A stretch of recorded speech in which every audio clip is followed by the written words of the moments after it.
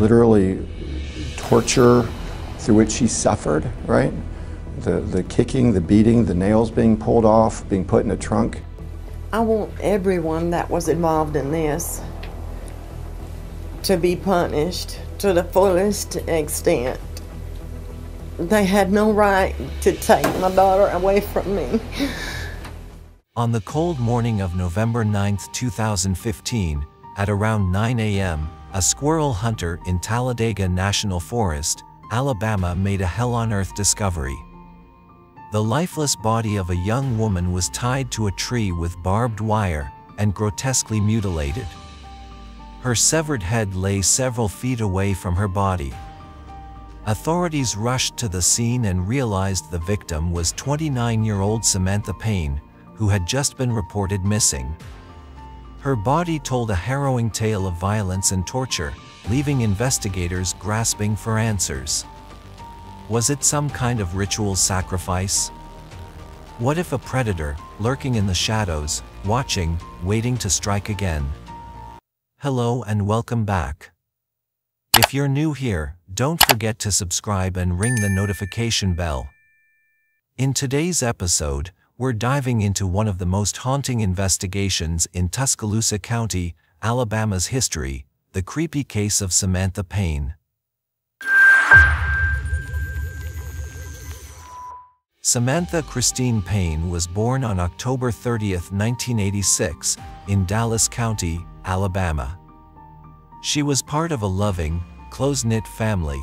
Her parents, Roy and Suzanne Payne, her two protective brothers, Stephen and Jonathan, and her sister Katrina, who was her closest confidant. Those who knew Samantha described her as kind-hearted, a woman with an open heart and infectious smile. Her forgiving nature was both her greatest strength and, tragically, her most vulnerable trait. Samantha worked hard to support herself through college and juggled part-time jobs while still finding time for her friends. However, in her mid-20s, Samantha's life took a darker turn. She fell in with the wrong circle of friends. They introduced her to crystal meth. Despite her parents' desperate attempts to help her break free, the drug soon became a dangerous habit that altered the course of Samantha's life.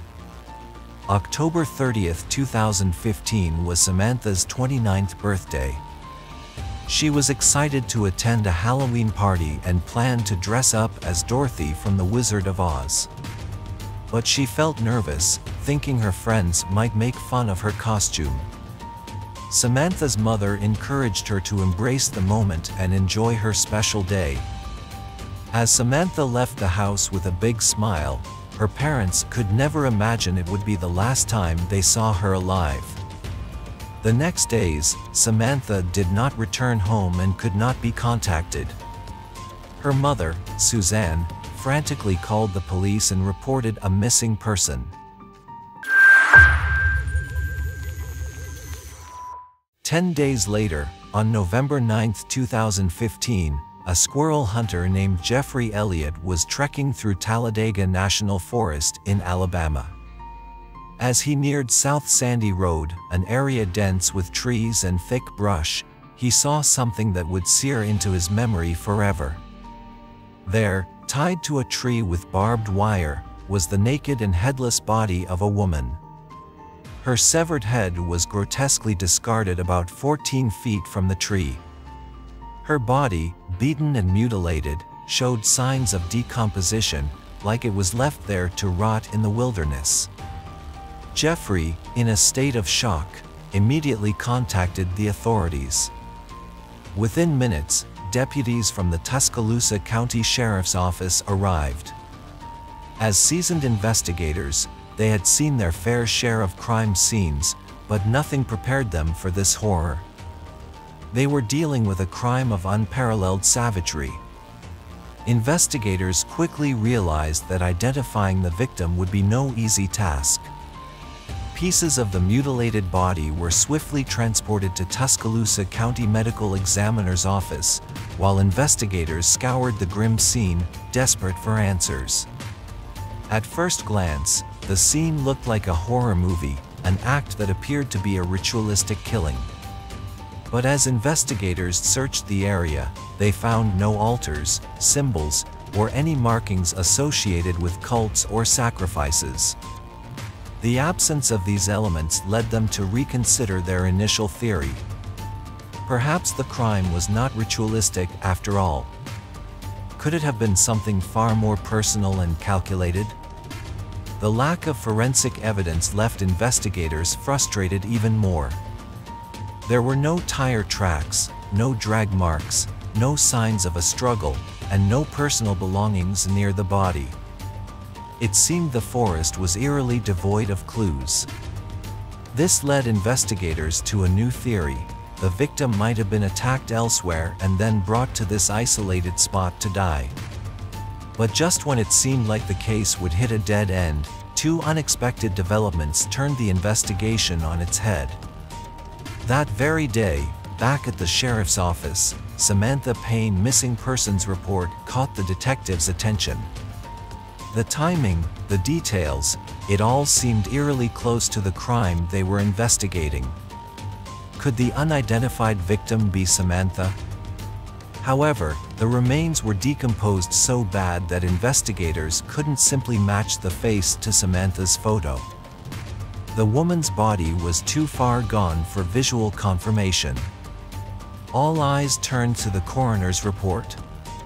Dr. Stephen Dunton, the medical examiner assigned to the case, faced the grim task of identifying the victim and determining the cause of death. Samantha's body had been severely decomposed, and her injuries were extensive. Her ribs were broken, her body covered in deep cuts. Her fingernails and teeth were forcibly removed. In the most disturbing detail, her internal organs were missing. Dr. Dunton had to consider whether the organs were deliberately removed by the killer or scavenged by wild animals. However, the barbed wire bound her to the tree, the brutal decapitation, and the mutilation left no doubt that this was a deliberate and cold-blooded homicide. Despite the lack of clear answers, Dr. Dunton was able to extract DNA from the remains and send it for comparison with samples from Samantha's family, hoping to confirm the victim's identity.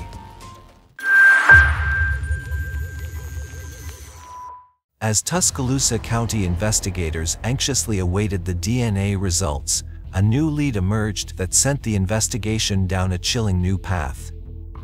A sheriff's deputy from neighboring Hale County called in with a crucial piece of information. About 10 days prior, residents near the Talladega National Forest had reported a suspicious vehicle abandoned along South Sandy Road, the very area where the body was found. The deputy had investigated and stumbled upon two individuals walking along the roadside, 27-year-old Stephen George and 18-year-old Chili Bruce. Claiming they had run out of gas and were forced to abandon their vehicle, the couple's story might have been dismissed, if not for one alarming detail: their clothes were covered in blood. The deputy searched them and found crystal meth, leading to their arrest on drug charges. Now, Stephen and Chili were sitting in Hale County Jail, and investigators began to wonder, were Stephen and Chili connected to Samantha's murder?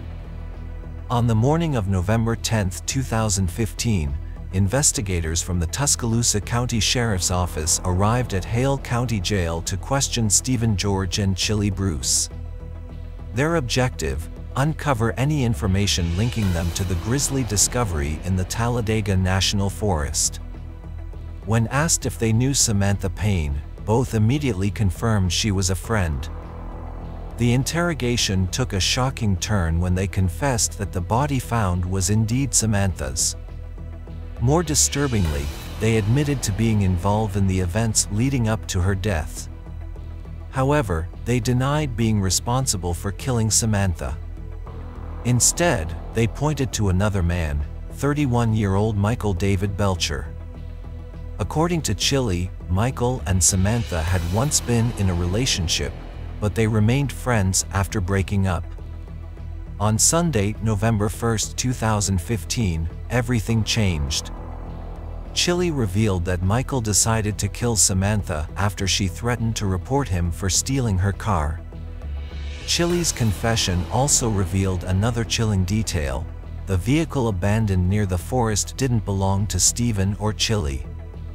It was Michael Belcher's car, and inside the vehicle, there was evidence that could directly link him to Samantha's murder. Michael Belcher's car, impounded at Hale County, was quickly transferred to Tuscaloosa for forensic analysis. Investigators ran the vehicle's registration and confirmed what Stephen and Chili had claimed: the car indeed belonged to Michael Belcher. This bombshell gave investigators a crucial lead, but Chili's cryptic responses left them with more questions than answers. The full story had not been told. Nonetheless, Stephen and Chili were immediately transferred to the Tuscaloosa County Jail, where they were charged with capital murder and held without bail, pending further interrogation. Meanwhile, investigators faced the hard task of informing Samantha's family that their daughter had been brutally murdered. What began as a missing person case had spiraled into a nightmare. On November 11, 2015, Michael Belcher was brought in for questioning by the Tuscaloosa County Sheriff's Office. From the moment he sat down, Michael was defiant and uncooperative. He denied having any involvement in Samantha Payne's disappearance or murder, despite the mounting evidence against him. But investigators weren't about to let him go without a fight. Stephen and Chili had already confessed to witness Michael kill Samantha. They offered to testify against Michael in exchange for a plea deal. Investigators now had two key witnesses who were willing to cooperate, and they had a plan to bring Samantha's killer to justice. And so began the chilling story leading to Samantha's horrific murder, as recounted by Stephen George and Chili Bruce. It all started on Halloween night. What began as a drug-fueled party spiraled into a nightmare that would last long after midnight and into the following day. The group, Michael Belcher, Stephen George, Chili Bruce, Samantha Payne, along with two other friends, 22-year-old Alyssa Watson and 34-year-old Marcus George, had gathered at a motorcycle repair shop owned by Michael's father. The shop had become their usual hangout spot, where they often gathered to drink and use drugs, with Michael as their self-proclaimed leader. By the evening of November 1, 2015, the six of them were deep into a meth binge. At some point, when Samantha went to use the bathroom, Stephen came up with a reckless idea: steal Samantha's car. As the others snickered, Stephen slipped Samantha's keys from her handbag, and the three men, Stephen, Michael, and Marcus, drove off in her car. Oddly, when Samantha returned, she seemed unaware of the men's absence and didn't notice her car was gone. Hours later, the men returned, and the drug-induced haze continued. Stephen later whispered to Chili and Alyssa that they had stripped Samantha's car, stealing the catalytic converter and battery before setting it on fire. They laughed, seemingly unbothered by the destruction. Much later, as the group prepared to leave, Samantha finally noticed her car was missing. When she asked about it, her so-called friends brushed it off as a joke, trying to downplay the seriousness of the situation. But Samantha wasn't amused. She grew increasingly angry, and her patience snapped. She threatened to call the police. That's when the night took a terrifying turn. Michael knew Samantha's car was beyond recovery. It had been burned beyond recognition. Worse, he realized that if she went to the police, they'd not only be charged with vehicle theft but also with possession of meth. The situation had escalated beyond what Michael could control. Panic set in.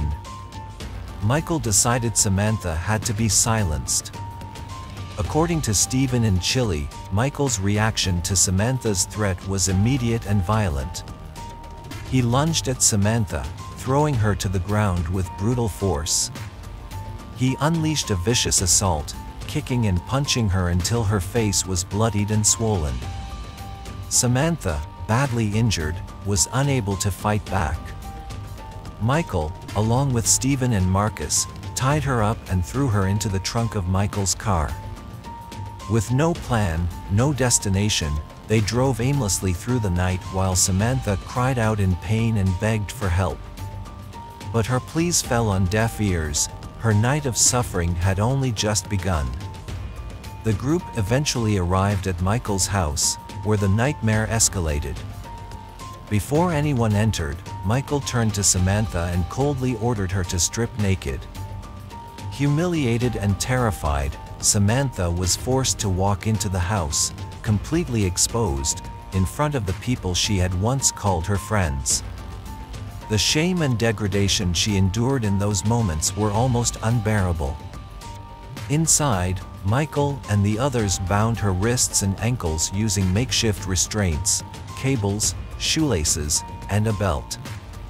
Then, the beating resumed. This time more brutal, lasting for hours.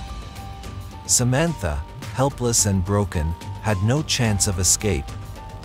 In Chili's chilling confession, letting Samantha live was never an option. After the hours-long torture, the group once again stuffed her into the trunk of Michael's car and set off for the Talladega National Forest, where the final, horrifying chapter of violence would unfold. During the drive, Samantha, desperate to survive, tried to claw her way out of the trunk. But her merciless captors forced her back inside, struck her with sticks until her desperate attempts to escape fell silent. When they reached the secluded forest, Samantha was dragged from the trunk, her frail body beaten and broken. Summoning her last ounce of strength, she scratched Michael's face and tried to flee, but they quickly overpowered her. Samantha begged for mercy, promising to forgive them, pleading that she would never tell a soul, but she was completely ignored. The group tied her to a tree with barbed wire, ensuring she could not escape her cruel fate. Alyssa and Chili, in a twisted attempt to cover their tracks, used a knife to rip out Samantha's fingernails and toenails, hoping to destroy any DNA evidence she had collected while fighting back. They even took it a step further. Using pliers, they pulled out several of her teeth. Throughout the unspeakable agony, Samantha continued to profess her love and forgiveness for them, her words heartbreakingly ignored. The final act of violence came as the group watched Michael, fueled by anger and paranoia, take a knife and cut Samantha across her body. After hours of torment, Samantha could no longer fight back. In her last moments, Michael plunged the knife into her neck and slit her throat, ending her life in a horrific crescendo of violence. Once Samantha was dead, the group discarded her severed head a few feet away from the body, further desecrating her remains. They left her bound to the tree, naked, mutilated, and alone in the middle of the forest. Then, they fled the scene, hoping that their crime would go undiscovered. When investigators heard the graphic details from Stephen and Chili, they were left shaken, disgusted by the sheer cruelty and inhumanity. Samantha's final moments had been marked by unimaginable suffering at the hands of those she once trusted. Investigators were resolute to bring her killers to justice. With a clear path ahead, they swiftly executed search warrants for Michael's home and vehicle, determined to uncover the evidence that would seal his fate. With Stephen and Chili's confessions in hand, investigators moved quickly to arrest Michael Belcher, Stephen George, and Chili Bruce. Inside Michael's house, investigators found the car battery Stephen and Chili had described, the same one they had stolen from Samantha's car. A further search of Michael's car uncovered women's clothing, stained with blood, leaving no doubt that the evidence was piling up against him. To confirm the horrifying truth, Samantha's grieving parents provided DNA samples, which were tested against the remains found in the forest. The results were undeniable. The body was indeed Samantha Payne. Further testing also confirmed that the blood found on Chili and Stephen's clothes, as well as the blood-stained clothing in Michael's car, matched Samantha's DNA. With these damning results in hand, investigators arrested the remaining suspects, Alyssa Watson and Marcus George, on November 13, 2015. Their statements echoed Chili and Stephen's confession, confirming the horrific events. Both Alyssa and Marcus were charged with first-degree kidnapping and held on a $60,000 bond. Investigators also uncovered Samantha's burned car beneath the Harrisburg Bridge in Bibb County, Alabama, just as Stephen and Chili had described. The puzzle pieces were all falling into place, and it was clear that justice was on its way for Samantha Payne. Armed with the physical evidence and the confessions of all four suspects, investigators turned their focus back to Michael Belcher. But Michael remained defiant despite overwhelming evidence against him. However, knowing time was running out, Michael called his mother, asking what he should do. Her advice was simple: be honest. In a heartbreaking twist, Michael asked her to take care of his cat while he was in jail. Shortly after, Michael was formally arrested and charged with capital murder. He was remanded in custody without bond. As the trials approached, prosecutors knew they needed to rely heavily on the suspects' testimony. Chili and Stephen had already accepted plea deals.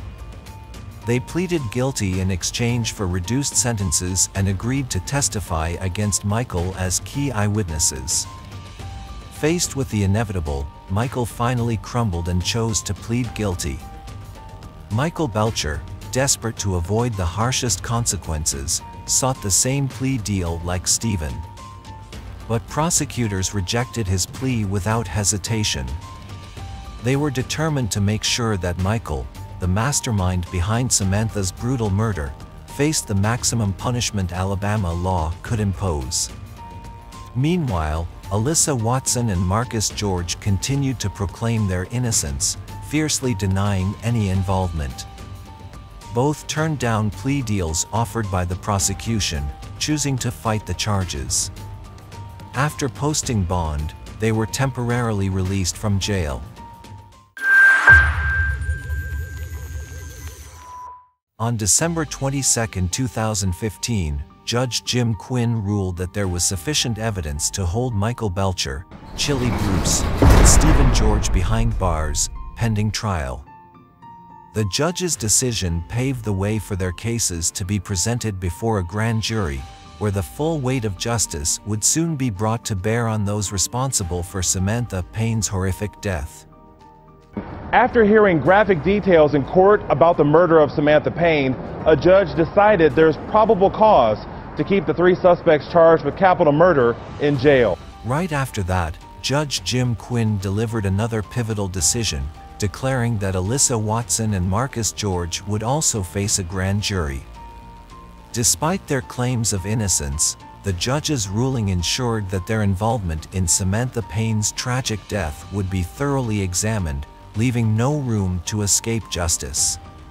Investigators say Marcus George and Alyssa Watson were also involved. They were both charged with kidnapping for their roles in the murder. This case will now go to a grand jury. No date has been set. On January 15, 2016, 18-year-old Chili Bruce stood before the court and pleaded guilty to the charge of murder. She was sentenced to 20 years in prison, with eligibility for parole after just 5 years as part of the plea deal. Additionally, she was ordered to complete the Alabama Therapeutic Education Facility program for drug rehabilitation. The first to face trial, however, were Alyssa Watson and Marcus George. In November 2018, both chose to gamble their futures, turning down plea deals and pleading not guilty. They claimed to have left the forest before Samantha's murder, hoping to distance themselves from the gruesome crime. But their risk didn't pay off. Chili Bruce took the stand and delivered the damning testimony, implicating Alyssa and Marcus in the entire ordeal. Prosecutors bolstered her account with cell phone location data, which placed Alyssa and Marcus at the crime scene during the murder.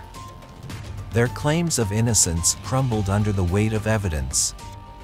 On December 17, 2018, the jury found Alyssa and Marcus guilty of first-degree kidnapping and felony murder. Both were sentenced to 30 years in prison for each charge. Although the Alabama Court of Appeals later vacated the kidnapping conviction, the 30-year sentence for murder was upheld. During sentencing, pleas for leniency poured in from their families. Alyssa was pregnant, expecting a baby boy, and Marcus was a young father whose family needed him. Marcus offered a tearful apology to Samantha's family, expressing deep regret for his decisions.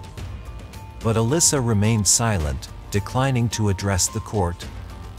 Samantha's mother, Suzanne Payne, spoke passionately to the jury, describing Alyssa and Marcus as two of the coldest and most evil non-human creatures she had ever encountered.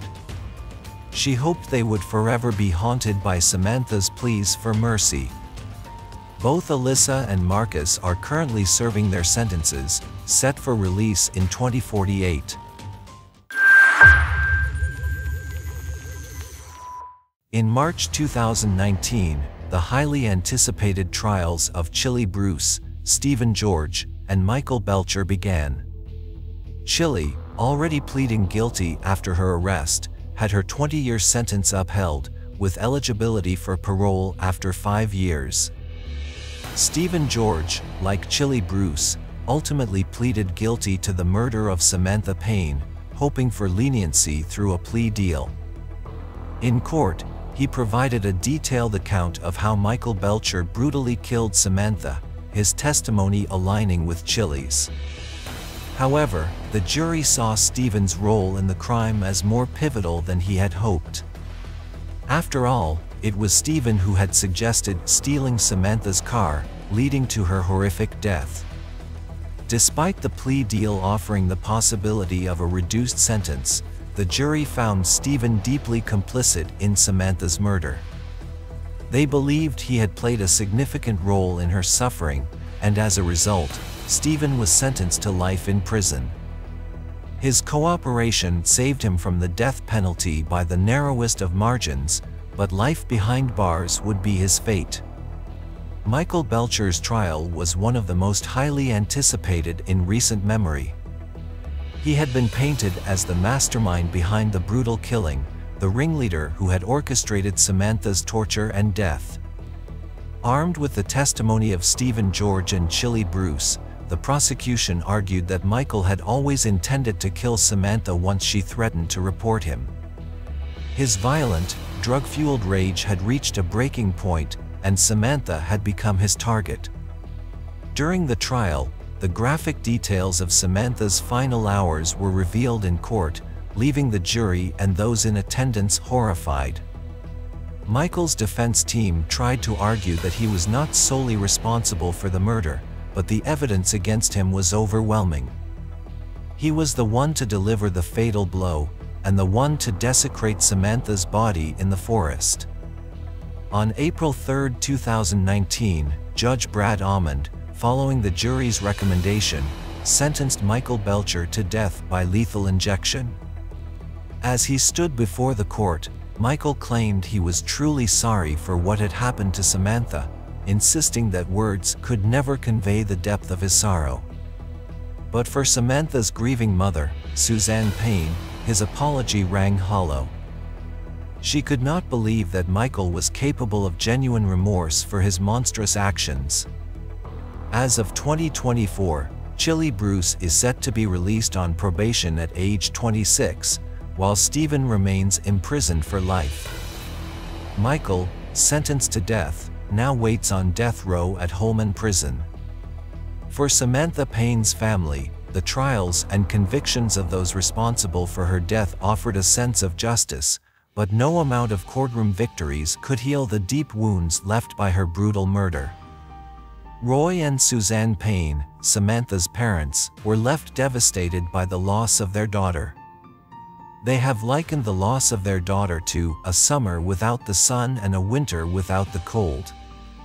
Suzanne has since dedicated her life to keeping Samantha's memory alive, sharing her story so the world never forgets the bright, kind-hearted young woman taken far too soon.